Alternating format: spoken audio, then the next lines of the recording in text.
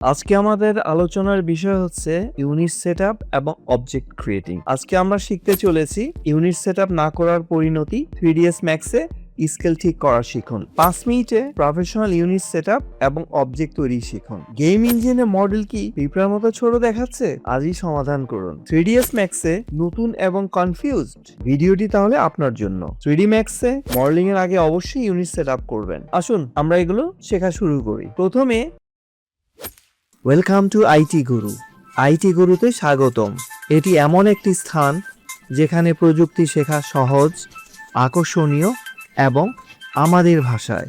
চলুন আজই শুরু হোক আমাদের শেখার যাত্রা একসাথে আইটি গুরুতে। আমরা আলোচনা করব আজকে এই ক্রিয়েটিভ নিয়ে। এই ক্রিয়েটিভের এখানে যে অবজেক্টগুলো আছে সেগুলো আমরা আজকে তৈরি করা শিখব, এবং এগুলো তৈরি করার আগে আমাদের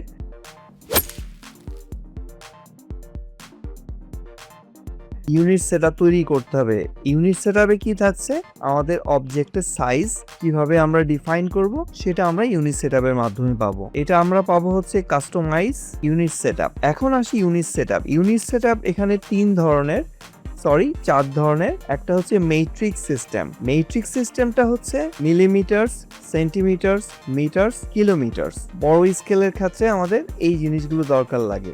এরপরে হচ্ছে ইউএস স্ট্যান্ডার্ড। ইউএস স্ট্যান্ডার্ডে আছে ফ্র্যাকশনাল ইঞ্চ, ফ্র্যাকশনাল বা decimal inch, fractional feet, decimal feet, feet with fractional inch, feet, W, decimal inch. এগুলো হচ্ছে বিভিন্নভাবে যেখানে আমাদের ডেসিমেল প্লেস থাকে বা ফ্র্যাকশনস থাকে, সেক্ষেত্রে আমরা এই ইউনিটটা ব্যবহার করব। কাস্টমস হচ্ছে আমি নিজে ডিফাইন করব কোন ইউনিটে আমি সেটা কি ফিট নিব না ইঞ্চি নিব, আমি এখান থেকে চুজ করতে পারবো না। আমি মিলিমিটার নিব বা সেন্টিমিটার নিব। আরেকটা হচ্ছে অল পারপাস জেনারিক সিস্টেম, যেটা একটা হচ্ছে ইন্টারন্যাশনাল, আরেকটা হচ্ছে আমেরিকান।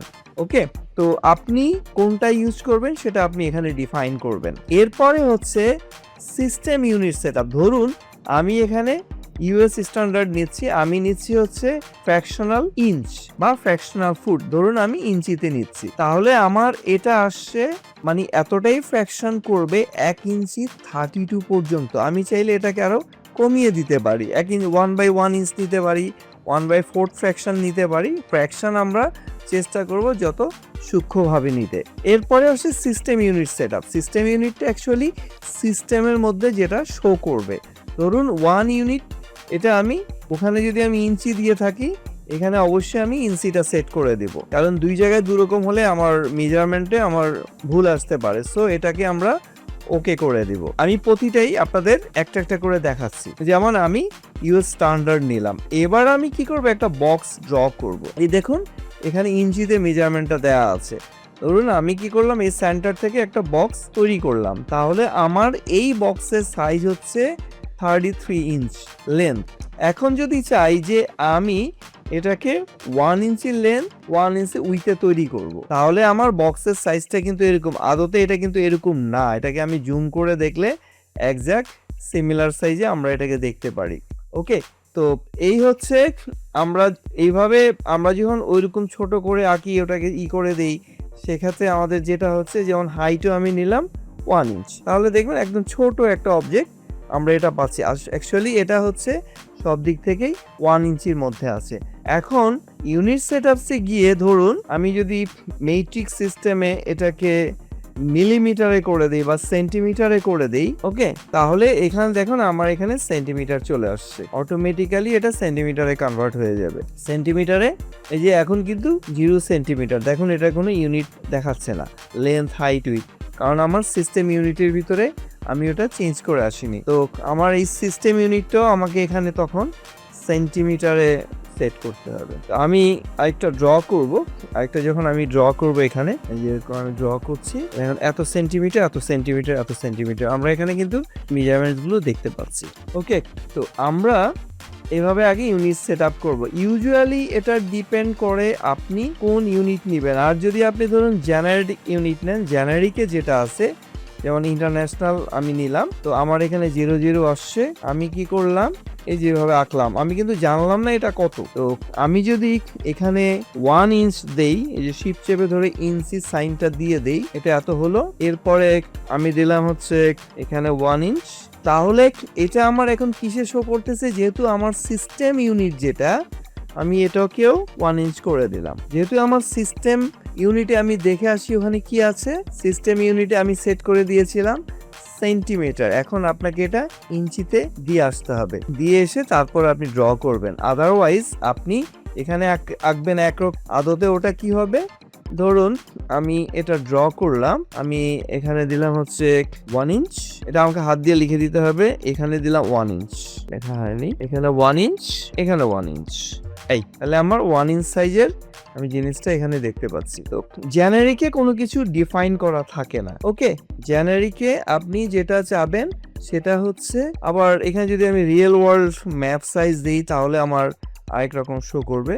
রিয়েল ওয়ার্ল্ডে আমি এটা কি দিব, ধরুন আমি এই যে এভাবে আঁকলাম, আমি নিচে দিয়ে দিলাম হচ্ছে সে ধরুন 1 দিলাম, এটা 1, এটা 1, ওকে। তো আমি জেনারেট দিয়ে রিয়েল ওয়ার্ল্ড ম্যাপ কোঅর্ডিনেট এখানে করে দিলাম। এবার যদি আমি আরেকটা আঁকি, আমার এগুলো আসলে ডিপেন্ড করে হচ্ছে, আপনি যদি ধরেন ম্যাপিং বসান, ম্যাটেরিয়াল ম্যাপিং, সেক্ষেত্রে এই জিনিসগুলো আমাদের লাগবে। তো আশা করি আপনারা ইউনিট সেটআপটা বুঝতে পেরেছেন, কারণ ইউনিট সেটআপটা আমাদের ডিপেন্ড করে আমি এটাকে অ্যাকচুয়ালি কোন সাইজে আঁকবো। এখানে আমাদের যে গ্রিড সিস্টেমসগুলো আছে সেগুলো আমরা ফিউচারে সেট আপ করবো, যে প্রতি বক্স যেই ফাঁকা সেলগুলো আছে এক একটা কতটুকু করে আমরা চাইলে এটাকেও ডিফাইন করে দিতে পারি, ওকে। সেটা নিয়ে আমরা পরে কাজ করব। তো আমি আপাতত আমার ইউনিট সেটআপটা ইঞ্চিতে দিয়ে আসি। সে ধরুন আমি এটাকে স্ট্যান্ডার্ড, এখানে আমি কি করলাম, ফ্র্যাকশনাল ইঞ্চ নিয়ে নিলাম, আর সিস্টেমে গিয়েও আমি ইঞ্চিতে রাখলাম, ওকে। তাহলে এখানে আমার ফ্র্যাকশনাল ইঞ্চিটা চলে আসলো, আর জেনারিক আমার দরকার নেই। তো এখন আমি এখানে ড্র করব, ফাইন, আচ্ছা।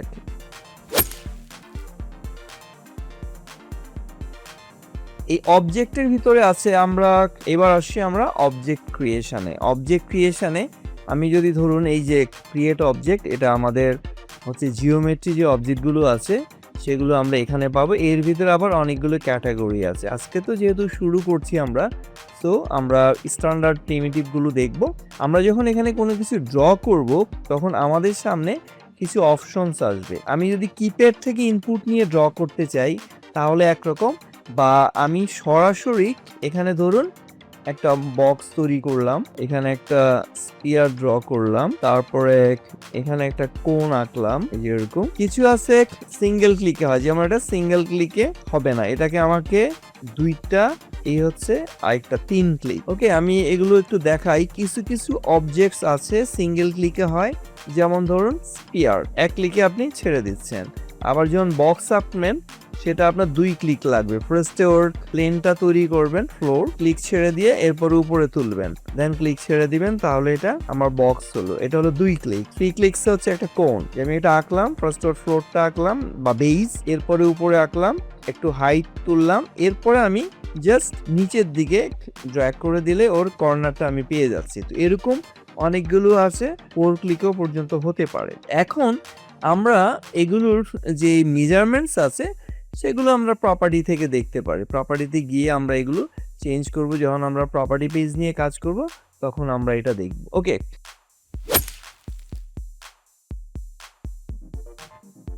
আর এর বাইরে আরেকটা সিস্টেমস আছে, সেটা হচ্ছে আমরা কিপ্যাড থেকে ইনপুট নিয়ে আঁকতে পারি। যেমন ধরুন এই যে কিপ্যাড ইনপুট, এই যে ক্রিয়েট মেথডস, আমরা কি কিউব শেপ আঁকবো না বক্স শেপস আঁকবো, ধরুন বাই ডিফল্ট এটা বক্স থাকে। আচ্ছা, এইবার আমরা কি করব, এর হাইট, লেন্থ এন্ড উইথ দিয়ে দেব। আর এই যে উপরে এক্স ওয়াই দেখছেন, এটা হচ্ছে ওর পজিশন, আমি কোথায় আছি।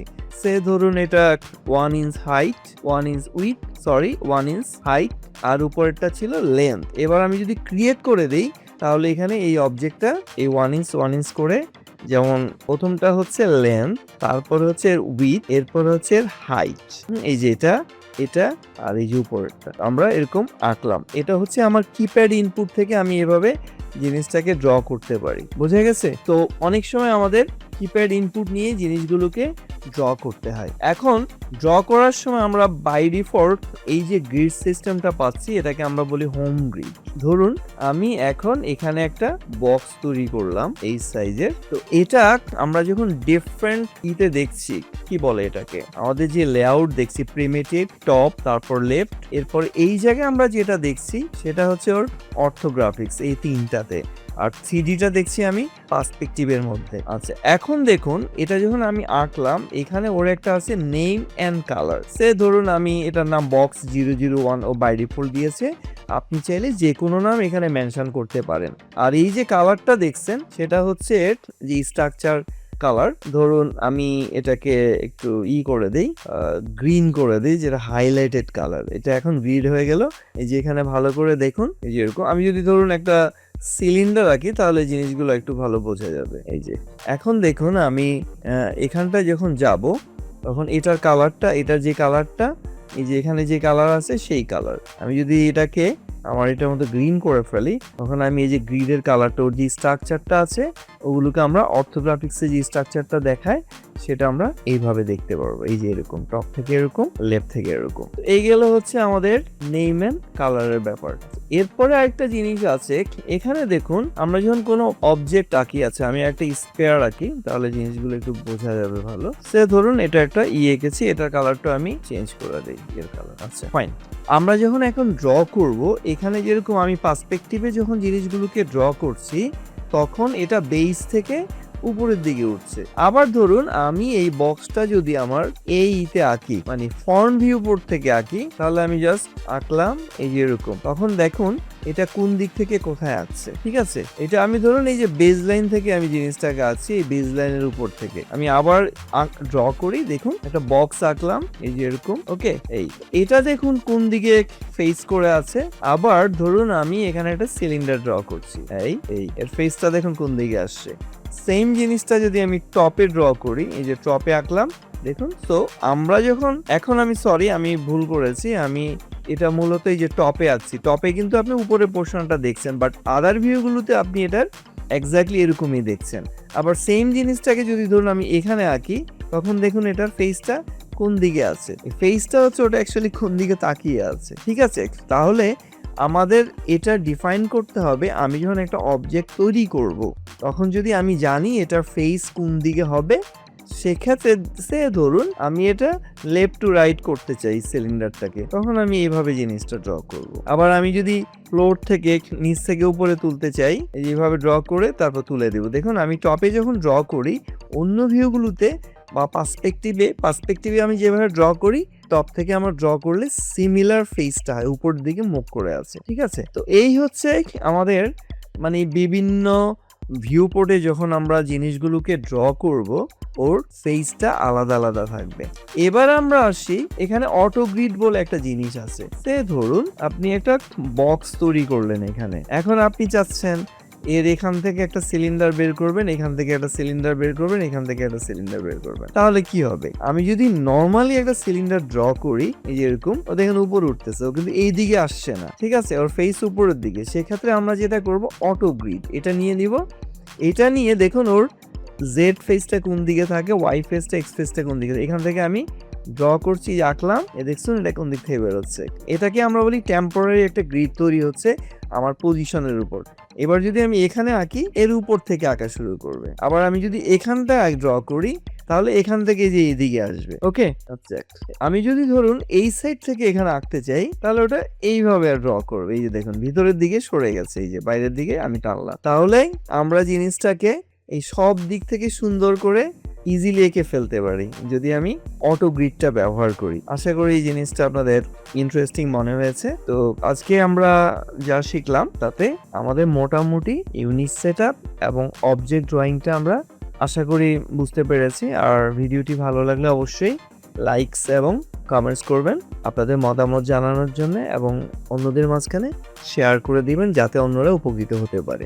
তো ঠিক আছে, সবাই ভালো থাকুন। শিখতে ভালো লেগেছে? তাহলে একটা লাইক দিন। আপনার একটি লাইক আরো অনেককে সাহায্য করতে পারে। আপনার মতামত, প্রশ্ন বা নিজের টিপস থাকলে কমেন্টে জানাতে ভুলবেন না। আপনার কথা শুনতে আমার ভালো লাগে। যদি আপনি বিশ্বাস করেন যে শেখা মানেই ক্ষমতায়ন, তাহলে সাবস্ক্রাইব করুন এবং বেল আইকনটি অন করে নিন। চলুন এমন একটা ভবিষ্যৎ গড়ি যেখানে প্রযুক্তি সবার জন্য শেখার সুযোগ তৈরি করে। ভিডিওটি শেয়ার করুন এমন কারোর সাথে যে শিখতে চায়। চলুন একসাথে এগিয়ে যাই।